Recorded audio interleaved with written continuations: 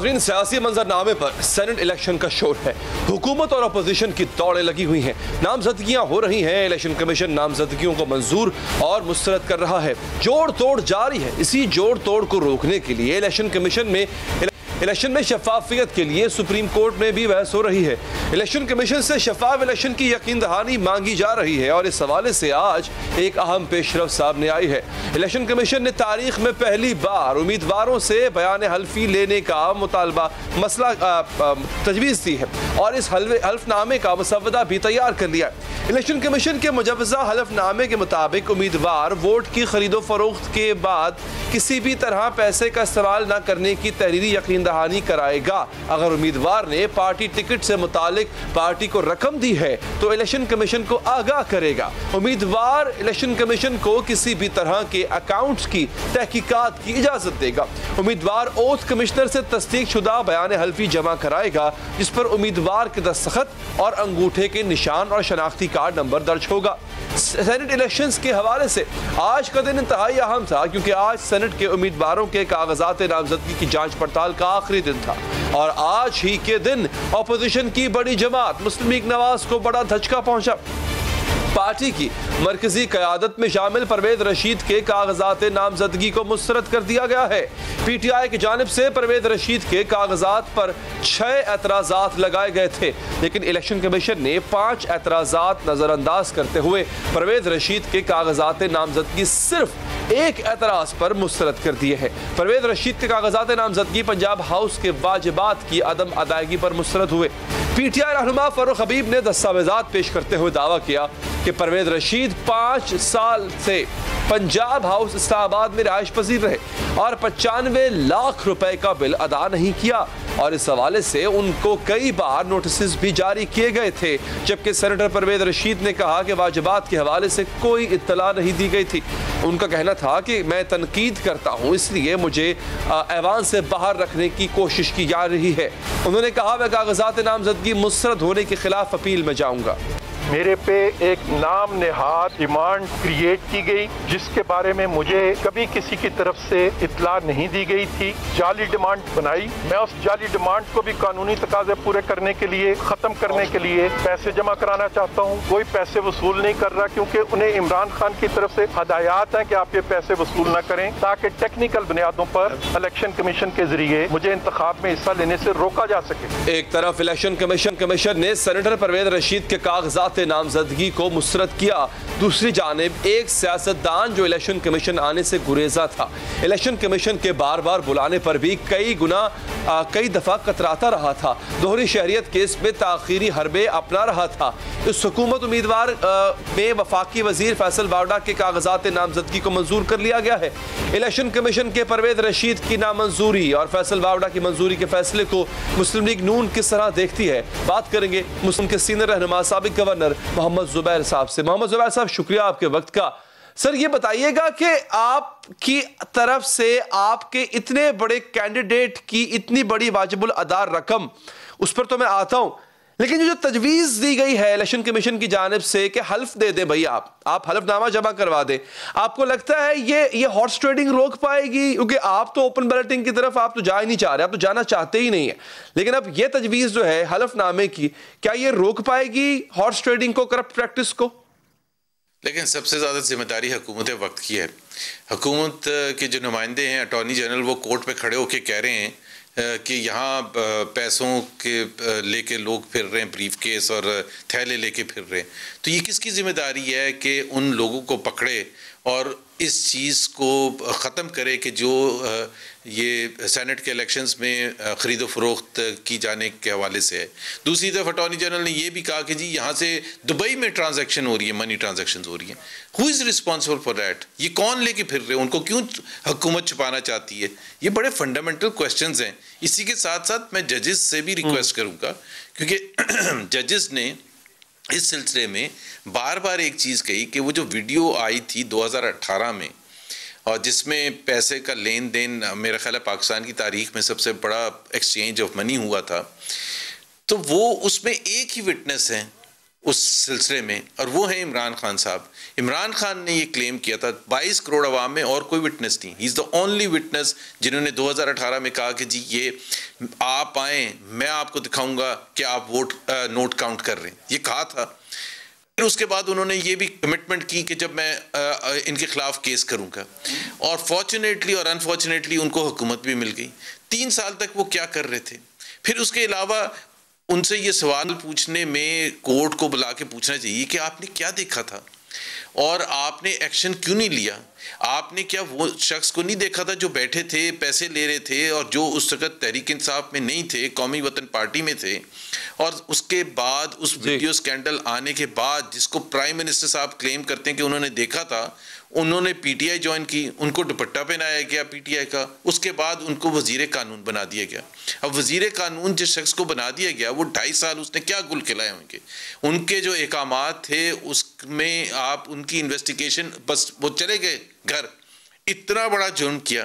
तो इमरान खान साहब को जवाब देना है सबसे पहले तो, और मुतमईन करना है। और उसके अलावा इनकी हुकूमत को अटॉर्नी जनरल के मुताबिक पैसे लेके लोग फिर रहे हैं इस वक्त दारुल हुकूमत में या बलूचिस्तान में, और इमरान खान साहब ने खुद कहा कि बलूचिस्तान में 70 करोड़ तक बोली हो गई है।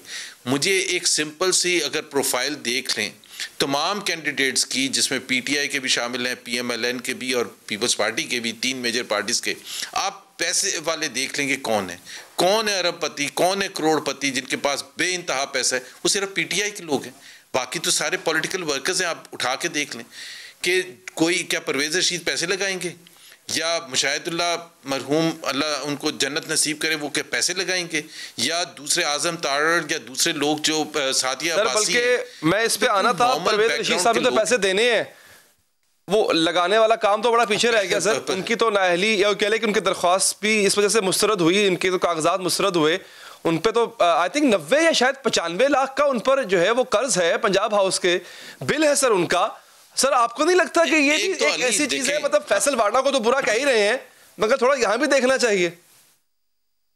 नहीं, बिल्कुल यहाँ भी देखना चाहिए, लेकिन हम ये कहते हैं कि कानून के तकाज़े एक जैसे होने चाहिए।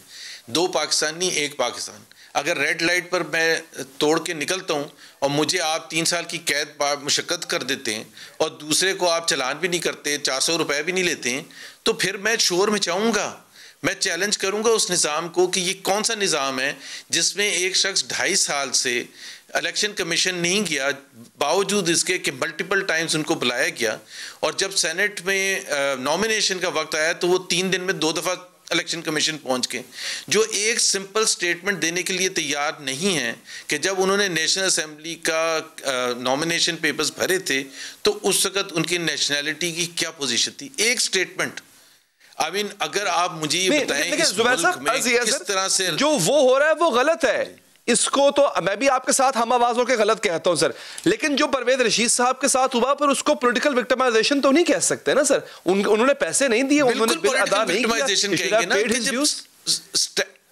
नहीं, the standards have to be applied the same way. अगर आप ये कह रहे हैं कि ये जो इतना बड़ा, असद उमर का बयान आपने सुना था कि जी फैसल के खिलाफ जो हैं वो सीरियस चार्जेस हैं और हो सकता है केस उनके अगेंस्ट जाए। अब अगर पीटीआई की टॉप लीडरशिप ये समझती है कि केस उनके अगेंस्ट जा सकता है, तो क्या उनके लिए राय फरार किया जाए पीटीआई की हुकूमत को, या एक ऐसा स्टैंडर्ड सेट किया जाए जिसमें आप हाई मोरल ग्राउंड पर हो? तो परवेज रशीद ने अगर पैसे नहीं दिए, जो बकौल उनके कि वो देने के लिए भी तैयार थे, और जिसको लेने से इनकार किया, तो उसकी इन्वेस्टिगेशन कर लें कि भाई क्या परवेज रशीद सच बोल रहे हैं या झूठ बोल रहे हैं। तो उनके लिए तो इतनी बड़ी सज़ा है और दूसरे के लिए कोई सज़ा नहीं है। और इसी तरह से कितने दूसरे लोग हैं, उनको ले लें, आप हफीज़ शेख साहब को ले लें। हफीज़ शेख साहब के असासे सारे बाहर हैं, उन्होंने डिक्लेयर नहीं किए हुए। हम चैलेंज करते रहे हैं सारी उम्र कि जी ये क्यों नहीं डिक्लेयर करते हैं, इनके असासे क्यों नहीं डिक्लेयर होते, और एक अकामा में रिसीवेबल ना होने पर आप एक मुंतखब वज़ीर आज़म को फॉर लाइफ डिस्क्वालीफाई कर देते हैं। तो अगर तो आप सबको करते हैं डिस्क्वालीफाई फॉर लाइफ तो फिर तो हम एक्सेप्ट करेंगे, लेकिन आप नहीं करते तो फिर हम एक्सेप्ट बिल्कुल भी नहीं करेंगे। चले मैं आपका सर ये आर्गुमेंट मान लेता हूं मोहम्मद जुबैर साहब। मेरा सिर्फ एक मुख्तसर सा सवाल है, उसके बाद हम आगे बढ़ेंगे, will further discussion. Do you find it strange sir कि 2011 से एक साहब रह रहे हैं एक जगह पे और उसका बिल पे नहीं कर रहे हैं और फिर कह रहे हैं मुझे कोई नोटिस सर्व नहीं किया गया। मतलब मैं अगर किसी होटल में रहने जाता हूं तो इट्स ऑब्वियस कि मुझे उसका रेंट पे करना है या मुझे उसका जो भी किराया होता है मुझे देना है, it's obvious. Do you find it strange? देखें, स्ट्रेंज नहीं, एक तो मेरे पास फैक्ट्स नहीं है और हम अपना यहाँ बैठ के वो कोर्ट कचहरी लगा लेते हैं और अपना वो जजमेंट भी पास कर देते हैं। मैं तो ये सिर्फ ये कह रहा हूँ जो वो क्लेम कर रहे हैं, जो सबके सामने है। इलेक्शन कमीशन ने कहा कि आपने वाजिबात अदा नहीं किए, वो कहते हैं कि मैं वाजिबात अदा करने के लिए तैयार था और हूँ, और वो उसके एक तो हमारे जो स्टैंडर्ड्स अप्लाई होते हैं ना, देखें ना, एक केस था साकिब निसार साहब ने किया, हारून अख्तर को और सादिया अब्बासी को डिस्क्वालीफाई किया इस बुनियाद पर कि उन्होंने नॉमिनेशन से पहले अपनी शहरियत तो छोड़ दी थी, अमरीकी शहरियत, लेकिन उधर से जो क्लर्क ने भेजना था कंफर्मेशन किसी गोरे क्लर्क ने, वो नहीं आया था, इसलिए उनको 15 दिन में खड़े खड़े फारिग कर दिया। और दूसरी दफा आप स्टैंडर्ड देख लेंगे क्या अप्लाई होते हैं, तो ये this will never be acceptable कि ये आप एक तरफ कहें कि हारून अख्तर बेचारे के 3 साल हुए होते हैं, वो कंट्रीब्यूट भी करता, सादिया अब्बासी 2018 से लेकर 2021 तक क्या कंट्रीब्यूट, उसके जगह 2 पीटीआई के सेनेटर्स मुंतखब होके आ गए, तो ये तो बिल्कुल हम एक्सेप्ट ही नहीं कर सकते स्टैंडर्ड। अच्छा सर, मैं अब आगे बढ़ूंगा, ठीक है, चूंकि वक्त बहुत कम है सर। ये अब हॉर्स ट्रेडिंग का मामला समझ में आ गया। अच्छा, नून लीग की हद तक मैं इतना कह सकता हूं क्योंकि आपने अपने कैंडिडेट्स खड़े ही नहीं किए, जहां पर आपकी सीट्स जितनी है आपने उतने कैंडिडेट्स खड़े किए, सो आई कैन अज्यूम आप शायद हॉर्स ट्रेडिंग में आपके लोग शायद इन्वॉल्व ना हो। लेकिन सर, जहां पे आपका कोई नंबर नहीं है वहां पे आपका कैंडिडेट खड़ा हो जाए तो शक तो गुजरेगा।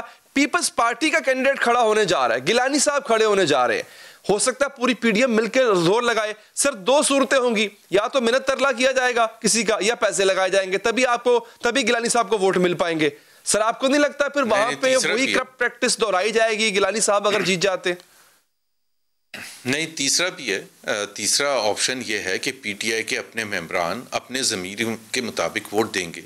मुझे एक क्वालिफिकेशन हफीज़ शेख की बता दें जिसके तहत पीटीआई के मेंबर्स को फोर्स किया जाए कि वो वोट दें हफीज़ शेख को। ये वो हफीज़ शेख हैं जिसको लेके पीटीआई ने अपना तमाम केस बनाया मईशत की तबाही का। ये वही हिसाब है ना कि पीपल्स पार्टी के वक्त में ये वज़ीर ख़जाना थे और इन्होंने पाकिस्तान की मईशत को तबाह किया।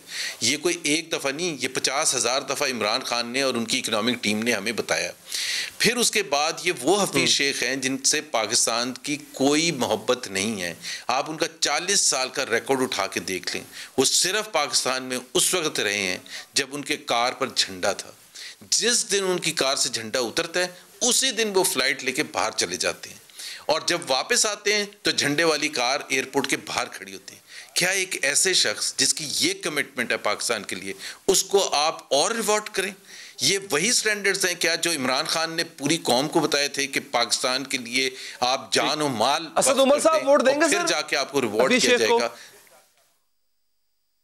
जी, असद उमर साहब वोट देंगे? मैंने सुना था आपने किसी प्रोग्राम में कहा था कि असद उमर वोट नहीं देंगे, तो मैं आपसे कंफर्म करना चाह रहा हूं, असद उमर साहब वोट देंगे सर हफीज शेख को? नहीं, देखिए, पहली बात तो ये है कि असद उमर वोट देंगे नहीं देंगे मुझे तो नहीं पता, just because I am his brother. तो मैं ये कह रहा था जो मैंने अभी आपको कहा था कि असद उमर अगर वोट देंगे हफीज शेख को तो it will be an endorsement of the economic policies during 2008-2013 under the PVP regime. It will be an endorsement because आप एक ऐसे शख्स को परमानेंट करने जा रहे हैं 6 साल के लिए जिसको खुद आप कहते थे तनकीद का निशाना, सिर्फ तनकीद का निशाना नहीं बनाते थे। एक होता है डिफरेंस ऑफ ओपिनियन, एक होता है कि तबाही मचाई। और मैं आपको एक और ज़रा आधे मिनट लेके, ये वही हफीज शेख हैं जिनको कह कि ये कहा गया कि इन्होंने इतने कर्जे लिए कि हम एक कर्जे का कमीशन बनाएंगे, और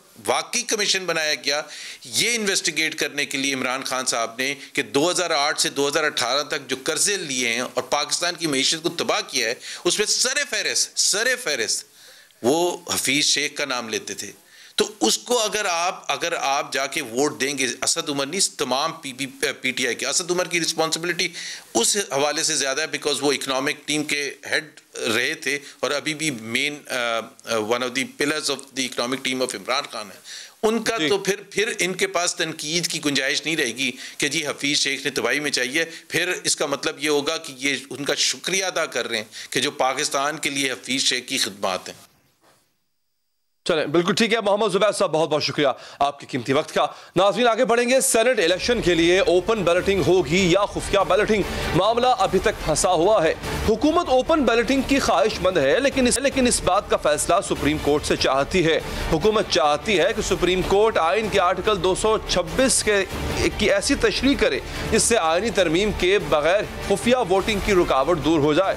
लेकिन 1.5 माह से जारी समाअतों के बावजूद इलेक्शन कमीशन से लेकर बड़ी अपोजिशन जमातें और पाकिस्तान बार काउंसिल तक हुकूमत के अलावा कोई एक भी फरीक आईनी तरमीम के बगैर वोटिंग तरीका कार में तब्दीली की हिमायत करने के लिए तैयार नहीं है।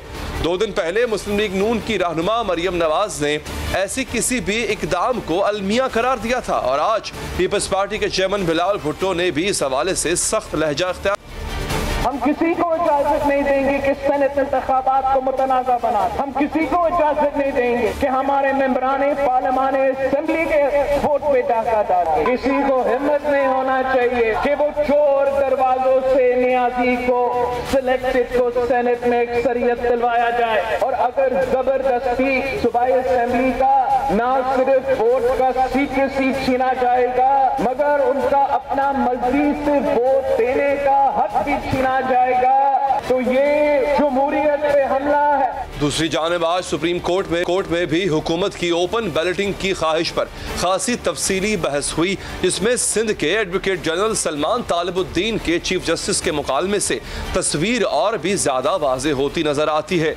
सुबह सिंध के नुमाइंदा वकील ने अदालत के सामने अहम नुकात उठाए, आइन से छेड़छाड़ के नताइज से आगाह किया। सुप्रीम कोर्ट के जजेस बार बार पार्टी के मुतनासिब नुमाइंदगी पर जोर दे रहे थे, जिससे मुराद यह है कि किसी भी जमात की वो मुमकिन सेनेट की नशिस्तें जो वो अपने अरकान की तादाद की बुनियाद पर जीत सकती है। लेकिन आज मुतनासिब नुमाइंदगी के नुक्ते की वजाहत करते हुए एडवोकेट जनरल सिंध ने अदालत को बताया कि सेनेट में मुतनासिब नुमाइंदगी किसी पार्टी की नहीं बल्कि सूबों की होती है। रेफरेंस में उठाया गया सवाल ही गैर मुनासिब है। हॉर्स ट्रेडिंग का सबसे निशाना है, लेकिन किसी के पास शवाहिद नहीं है। अखबारी खबरों और वीडियोस तक ही हॉर्स ट्रेडिंग होती है।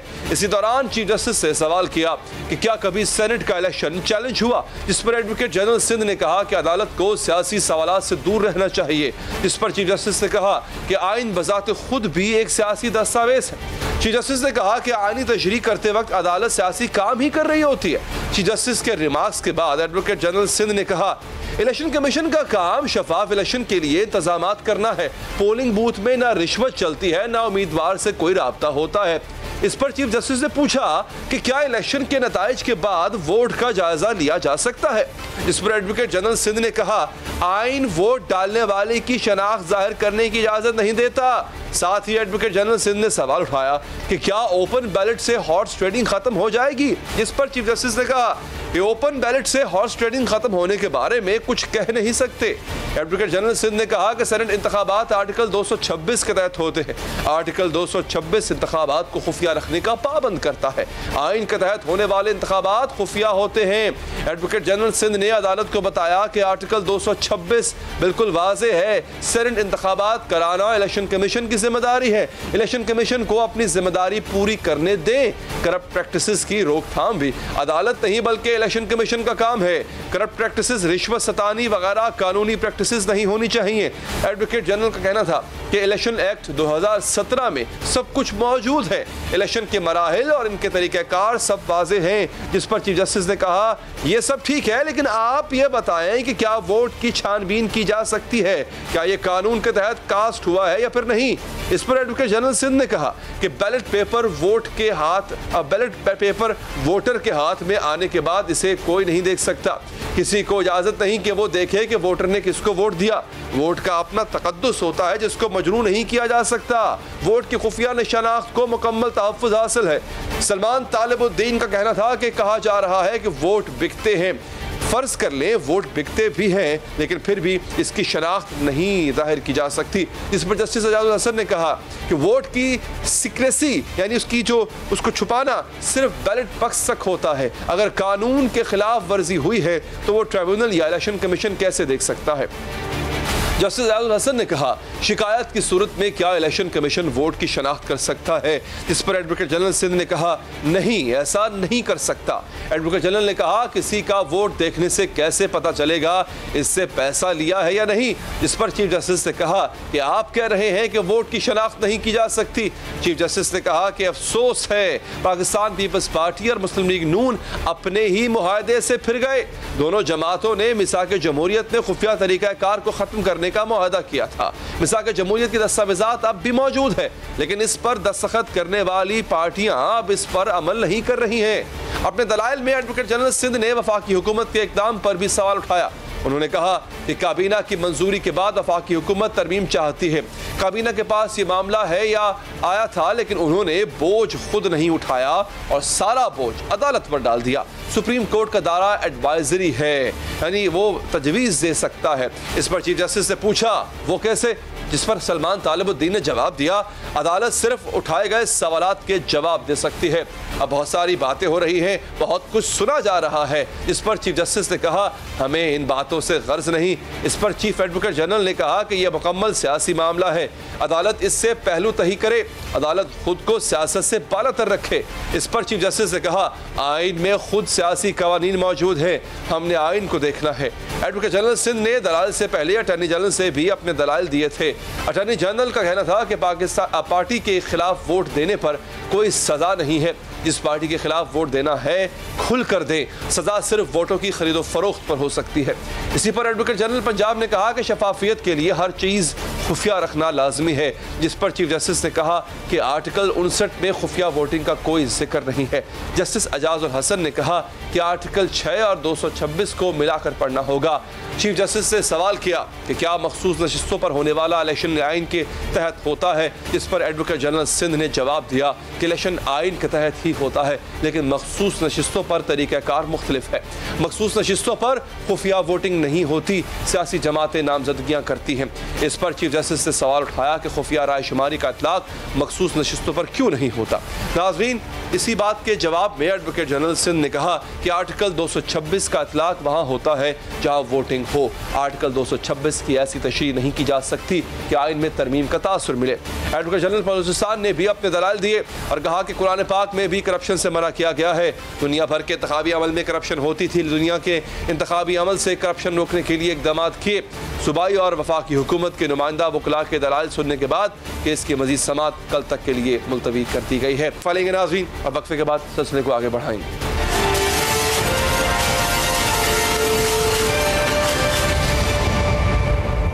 इस वक्त पाकिस्तान 35,000 मेगावाट बिजली बनाने की सलाहियत हासिल कर चुका है, लेकिन बिजली की खपत सर्दियों में 8,000 मेगावाट और गर्मियों में ज़्यादा से ज़्यादा 23,000 मेगावाट तक रहती है। यानी इस वक्त बिजली ज़रूरत से कहीं ज़्यादा पैदा हो रही है। न सिर्फ बिजली ज़रूरत से ज़्यादा है, बल्कि महंगी भी है, और ये इजाफी बिजली फ़ायदे की बजाय नुकसान दे रही है, बोझ बनती जा रही है। इसकी वजह से ही गर्दिशी कर्जा भी बढ़ता जा रहा है। जब तहरीक इंसाफ ने हुकूमत संभाली, उस वक्त गर्दिशी कर्जा 1148 अरब रुपए था, लेकिन नवंबर 2018 से लेकर नवंबर 2020 तक ये कर्जा बढ़ते बढ़ते 2306 अरब तक पहुंच चुका। अंदाजा लगाए नाज़रीन, 2019 में 106 अरब रुपए का कर्जा चुकाना है हमने, यानी इतना ज्यादा कर्जा आवाम को चुकाना होगा। और हुकूमत ने टैक्स वसूली का हदफ रखा है 5,000 अरब रुपए। लेकिन सवाल पैदा होता है कि ये इजाफी बिजली मसला बनी क्यों है? पाकिस्तान में बिजली हुकूमत भी बिजली बना रही है और निजी शोबा भी,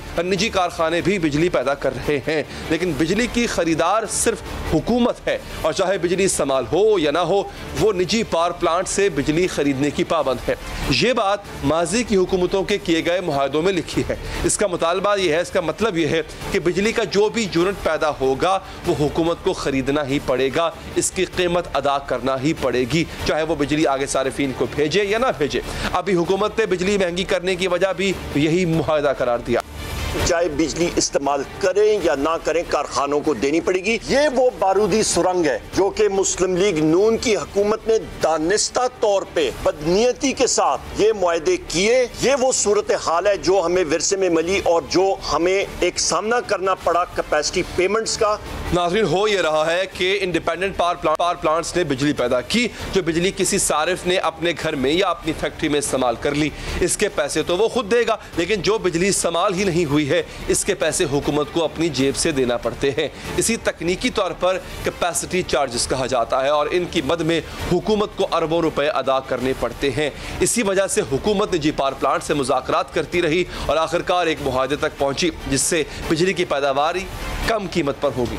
सूरत हाल ये है कि हालिया बरसों में बिजली के कई नए प्लांट्स लगे हैं। इनमें बिजली के वो मंसूबे भी शामिल हैं जो सीपैक के तहत लगाए गए। मंसूबे लगते गए, बिजली की पैदावार बढ़ती गई, लेकिन इस हिसाब से तलब नहीं बढ़ी, जिसकी वजह से गर्दिशी कर्जा बढ़ते बढ़ते 2300 अरब तक पहुंच चुका है। BBC के मुताबिक तवानाई के शोबे में माहिरीन कहते हैं अगर यही सूरत हाल रही तो अगले चंद बरसों में गर्दिशी कर्जा 3000 अरब रुपए से भी ज़्यादा हो सकता है, क्योंकि एक तो बिजली के प्लांट्स लगने पर खर्चा हुआ, दूसरा ये प्लांट्स कर्ज लेकर बनाए गए हैं तो इन पर सूद की अदायगी भी करना होगी, और तीसरा इन प्लांट से बिजली भी खरीदना होगी चाहे खपत हो या ना हो। BBC के मुताबिक वज़ीर-ए-आज़म के मामून खुसूसी बराए तवानाई कहते हैं 2023 तक पाकिस्तान में तलब से 50% ज़्यादा बिजली पैदा होगी। अब बिजली तो बढ़ रही है लेकिन इसकी खपत कहीं नहीं हो रही है। इसकी वजह क्या है? नाज़रीन, तवानाई के माहिरीन कहते हैं कि हर 10 साल बाद बिजली की तलब दुगनी होती है और गालिबन मंसूबे इसी तलब को जहन में रखते हुए लगाए गए थे, लेकिन 2018 के बाद शरायत तरक्की 5.5% से कम होकर -0.4% तक पहुंच चुकी। तरक्की की शरह मनफी होने का मतलब है मईशत में वो तेजी नहीं रही जिसकी तवक्को की जा रही। जब हम छोड़ के गए थे तो उस वक्त पाकिस्तान में 5.5% मईशत ग्रोथ कर रही थी और 10% से बिजली की खपत बढ़ रही थी, तो इस तरह रसद में भी इजाफा चाहिए था। अब जब इन्होंने मईशत का पट्टा बैठा दिया तो बिजली की खपत में जो इजाफा हो रहा था वो कम हो रहा है। इसी हवाले से बात करेंगे, हमारे साथ मौजूद है एनर्जी एक्सपर्ट अरशद अब्बासी साहब। अरशद साहब, शुक्रिया आपके वक्त का। सर, क्या किया जा सकता है कि इस गैप को ख़त्म किया जाए? ये जो सार्फिन पर इजाफी बोझ पड़ता है, हुकूमत को महंगी बिजली खरीदना पड़ती है, इससे हमारे गर्दिशी कर्जे भी पड़ते हैं, हल क्या है इसका?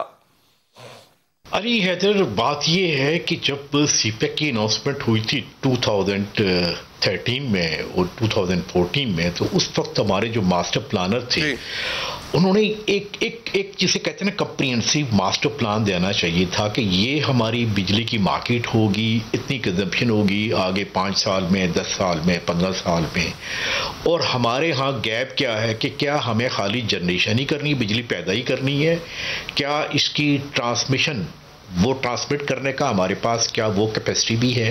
फिर ये जो डिस्कोज की आप बात सुनते हैं कि ये जो ISCO है, LESCO है, जो पूरे पाकिस्तान में जो डिस्ट्रीब्यूशन सिस्टम है, क्या यहाँ भी इसकी कोई इम्प्रूवमेंट की ज़रूरत है? तो एक जिसे कहते हैं एसेंट्रिक एक पॉइंट के ऊपर बात हुई और एक कहा कि आए जी पावर प्लांट लगाएं। चाइना ने पावर प्लांट लगा दिए और अक्सर जो एक रेट्रिक आ जाता है मुस्लिम लीग नून का, मैं एक टेक्निकल मैथमेटिकल बात करूंगा कि जी हमने 13,000 मेगावाट की। जी। यार 13,000 मेगावाट अगर आपने ऐड की है तो आगे आपने ट्रांसमिशन पे कोई कंसंट्रेट किया है क्या? डिस्ट्रीब्यूशन पे कोई कंसंट्रेशन की है? फिर आपने देखना था कि पाकिस्तान में कंजम्पशन क्या आपकी इंडस्ट्री में इसी तरह की आगे की कंजम्पशन होगी? तो देखिए इस तरह का नहीं है। अभी जहाँ पे मैं बैठा हूँ बैरियन क्ले में, यहाँ पे जो इलेक्ट्रिक पोल है वो भी चाइना से बन के आ रहे हैं। ये भी हकीकत है कि हमने मैन्युफैक्चरिंग जो पाकिस्तान में जो इंडस्ट्रियल सेक्टर में जितनी बिजली कंजम्पशन कंज्यूम होनी चाहिए थी वो डिक्लाइन की तरफ है। और दूसरी एक और जो सबसे बड़ी बात है कि हम किस कीमत पे लेके आए हैं। देखिए चाइना हमारा एक अजीम दोस्त है, मुझे पता है, मैं थोड़ा सा चाइना के साथ एडवाइजरी रोल मेरा भी रहा है। हमने कभी ये नहीं देखा, ड्यू डेलिब्रेशन हुई नहीं है कि ये जो उनके जो कोल के पावर प्लांट लग रहे हैं, विंड के लग रहे हैं और जो हाइड्रो पावर अभी जो लाइन्स पे आने हैं, ये किस रेट पे है। ये प्लानिंग कमीशन का काम था जिसका हेड एहसन इकबाल थे। आपको सच्ची बात बताऊं, ये हकीकत है कि प्लानिंग कमीशन में वो कभी डिस्कस नहीं हुए। वो किस रेट पे आए वो आज रिफ्लेक्ट हो रहा है कि कितना आपके पास 2300 अरब का सरकार डेट आ गया, कंजम्पशन आपकी मैक्सिमम जाती है 23,000 मेगावाट तक, 24,000 तक चली जाएगी। आपके पास इस 38,000 के इलेक्ट्रिक अभी शामिल करें तो शायद 42,000 मेगावाट की है। ये जो एक्स्ट्रा इन पावर जनरेशन हमारे पास आ रही है, इसका हम क्या करेंगे? ना आप आगे अफगानिस्तान को दे सकते हैं, ना किसी और को दे सकते हैं, तो फिर क्या होगा? कैपेसिटी चार्जेस ही हैं, वो कैपेसिटी चार्जेस हम दे रहे हैं। लेकिन एक बात एक और भी है, ठीक है, बहुत बड़ी गलती की। क्या ऐसा भी हुआ है कि जो हमारी खपत थी उसमें भी कमी आई है? इसमें एक जिक्र माहिरीन ये भी करते हैं, तरक्की की शरह को मद्देनजर रखते हुए ये मुआहदे किए गए थे। तरक्की की शरह से 5.8 थी, फिर से बढ़ेगी, खपत भी बढ़ेगी। तरक्की की शरह नीचे आ गई, खपत में कमी आ गई, बिजली इजाफी हमारे पास मौजूद है, कैपेसिटी चार्जेस देना पड़ रहे हैं। क्या ये भी एक वजह है? और फिर इसका किया क्या जाए अब? नहीं अली इधर देखे ना, ये जो सीपेक का आया था, एक पैकेज आया था, उस पैकेज में इंडस्ट्रियल जोन भी बनने थे, उस इंडस्ट्रियल जोन में हमारी बिजली की खपत होनी थी।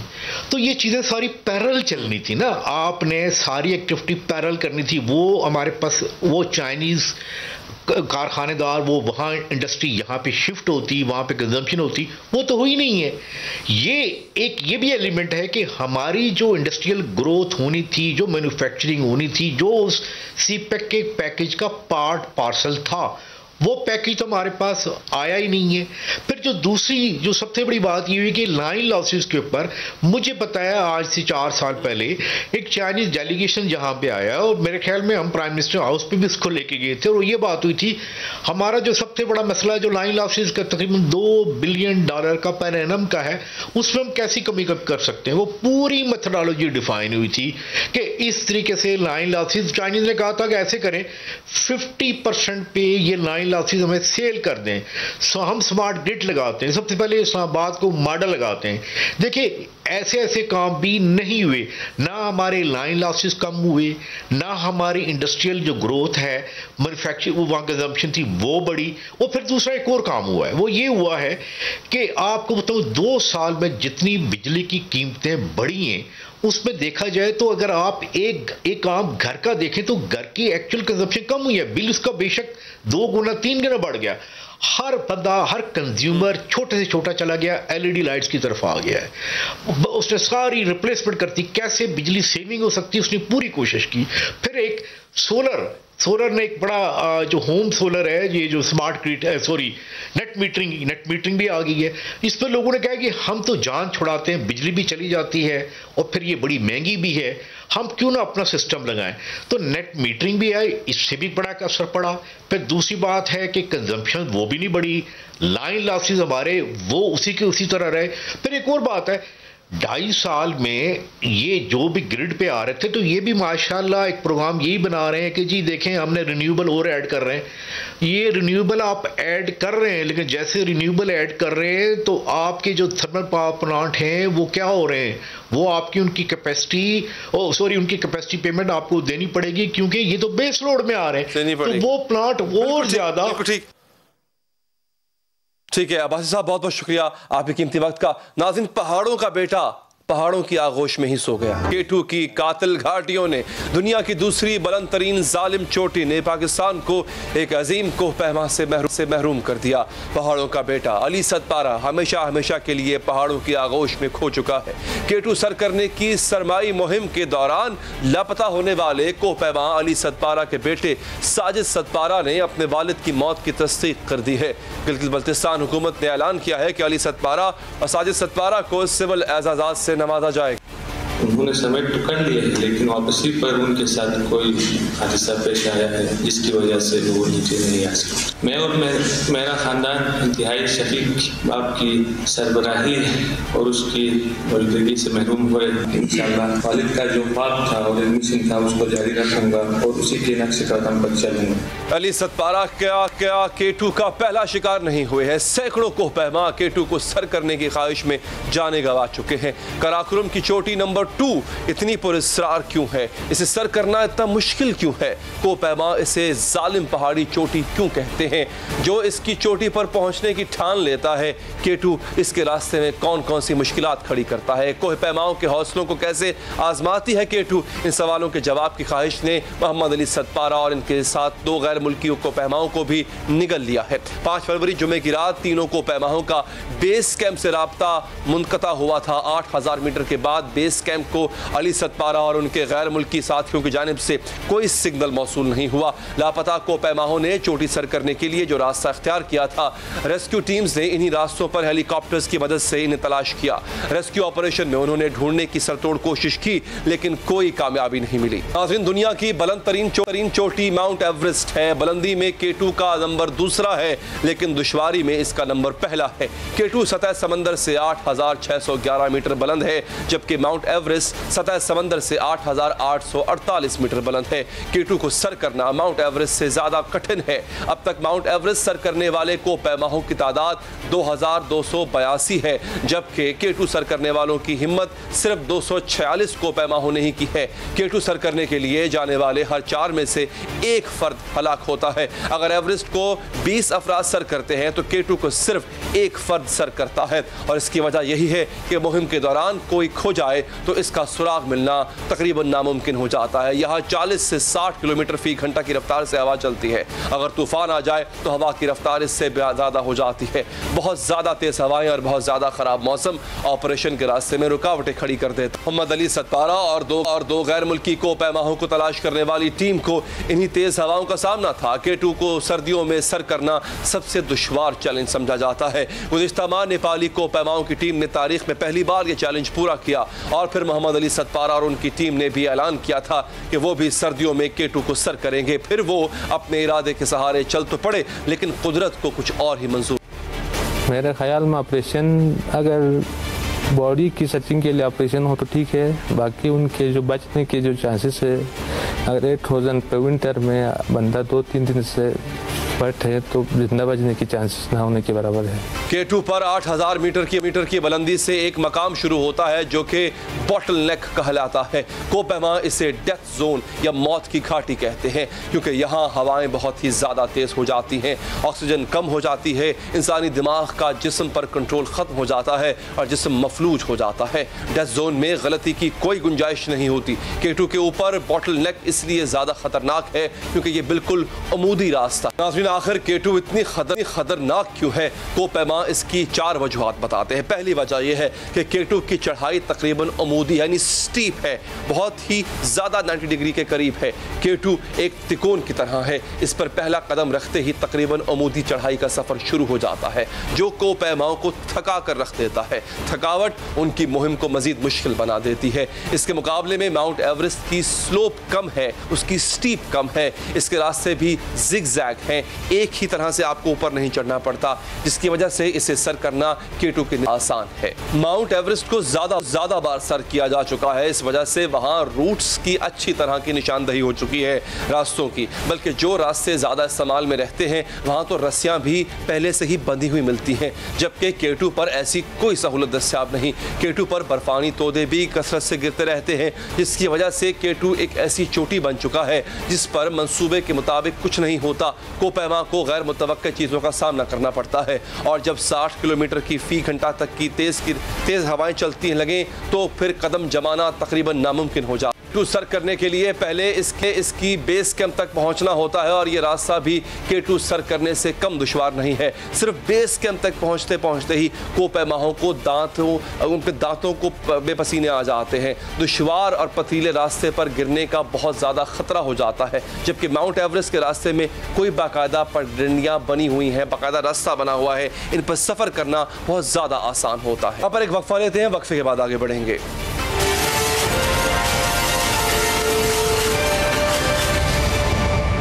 पाकिस्तान में मुजरिमों, अगवाकारों और दहशतगर्दों की जानिब से क्रिप्टो करेंसी का इस्तेमाल बढ़ता जा रहा है। पहले कराची में बिटकॉइन के जरिए दहशतगर्दों की फंडिंग का इंकशाफ हुआ, और अब लाहौर में एक केस सामने आया जिसमें 2 गैर मुल्कियों को अगवा के बाद तावान बिटकॉइन में वसूल किया गया। हुआ ये कि एक स्विस और एक जर्मन शहरी लाहौर आए। वो राना इरफान महमूद नामी एक पाकिस्तानी को जानते थे और इसी के कहने पर पाकिस्तान में सरमायाकारी की गर्ज से आए थे। लाहौर में आकर वो माल रोड के एक होटल में ठहरे। यहाँ इरफान उनसे मिलने आया और इन्हें खाना खिलाने और दोस्तों से मिलवाने का बहाना बनाकर होटल से ले गया। जिस गाड़ी में इरफान इन्हें लेकर गया वो इसी होटल से रेंट पर ली गई थी, जबकि इसका ड्राइवर भी होटल की जानिब से ही फराहम किया गया था। कुछ सफर करते करते तय करने के बाद होटल की गाड़ी एक जगह पर रुकी। इसी जगह थोड़ी देर बाद दो और गाड़ियां भी आकर रुकी। एक गाड़ी में राना इरफान खुद बैठ गया, दूसरी में मेहमानों को बिठा दिया गया और होटल की गाड़ी वापस भेज दी गई। अब वो गाड़ियां यहां से चल पड़ी। 1.5 घंटे के सफर के बाद एक सुनसान सड़क पर गैर मुल्कियों की गाड़ियों को एक और कार ने रोका।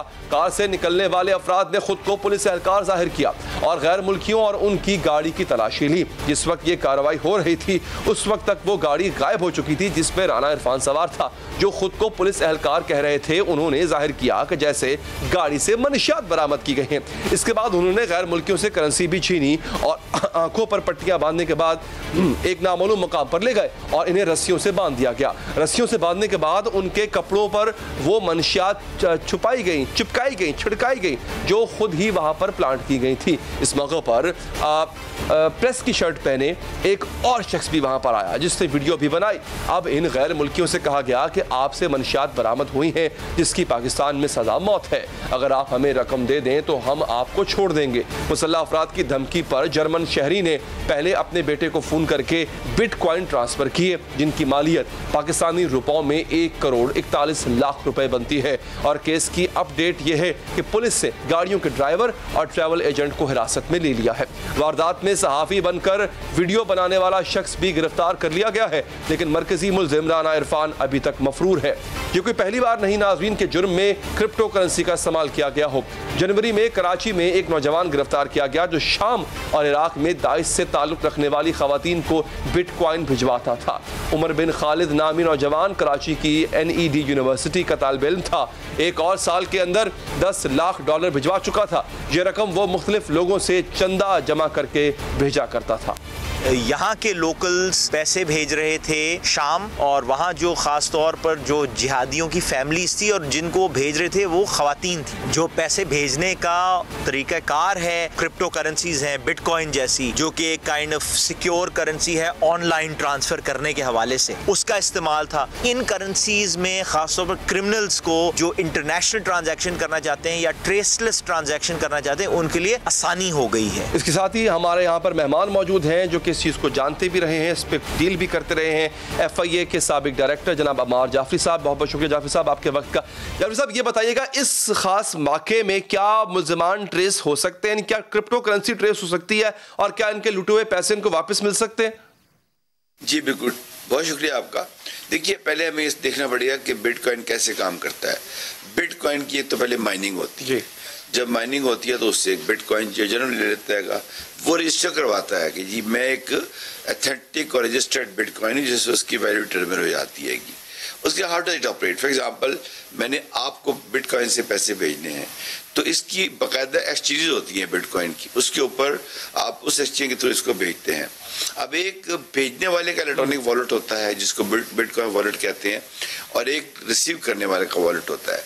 लेकिन ये सब चीज़ें जो है ये बहुत ही क्लैंडस्टाइन और सीक्रेट के तरीके से हो रही हैं। कुछ जो ICOs हैं वो रजिस्टर्ड हैं, उनके बारे में लोग जानते हैं और उनकी स्टॉक एक्सचेंज की ऑपरेटिंग भी बहुत अच्छी है। लेकिन जो अंडर वर्ल्ड है, जो खुफिया वर्ल्ड है, जो इन्वॉल्व है, जो जराइम की आप बात कर रहे हैं, उन्होंने अपनी कुछ ऐसी सीक्रेट भी बना ली है जिसको ट्रेस करना मुश्किल होता है। लेकिन मैं समझता हूँ इंटरपोल के जरिए आप इजीली कर सकते हैं। तो मैं इस वाक़े के रेफरेंस से बताऊंगा कि FIA का जो मुताल्लिका महकमा है इंटरपोल का, FIA is the point of contact for Interpol in Pakistan, तो उसके ज़रिए इसको हमें ट्रैक करना चाहिए।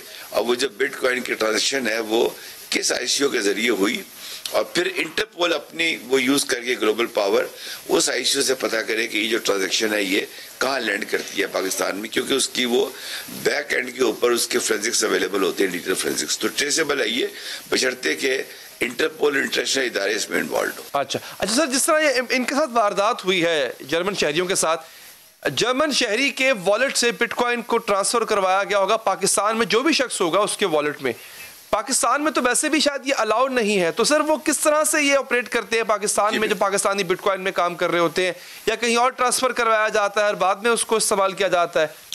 जी बिल्कुल ऐसा है, बिल्कुल ऐसा ही है। बिल्कुल पाकिस्तान में क्रिप्टो करेंसी इलीगल है, इसकी माइनिंग बिटकॉइन की इलीगल है, इसलिए यहाँ तो सवाल ही पैदा नहीं होता।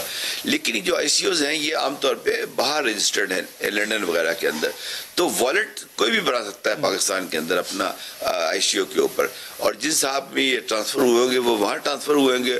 फिर वो जो बिटकॉइन है वो अब आजकल तो उसकी बाकायदा वो बन गई है, यानी कि मनी ट्रांसफ़र हो रही है। साहब आम ट्रैवल सॉरी ये जो एजेंट होते हैं आपके, जो ये जो मनी एक्सचेंज करते हैं, तो अब बिटकॉइन के मनी एक्सचेंजर आ गए। ठीक है जाफरी साहब, बहुत बहुत शुक्रिया आपके कीमती वक्त का। प्रोग्राम का वक्त यहाँ पर खत्म हो जाता है, दीजिए इजाज़त, अल्लाह निगहबान।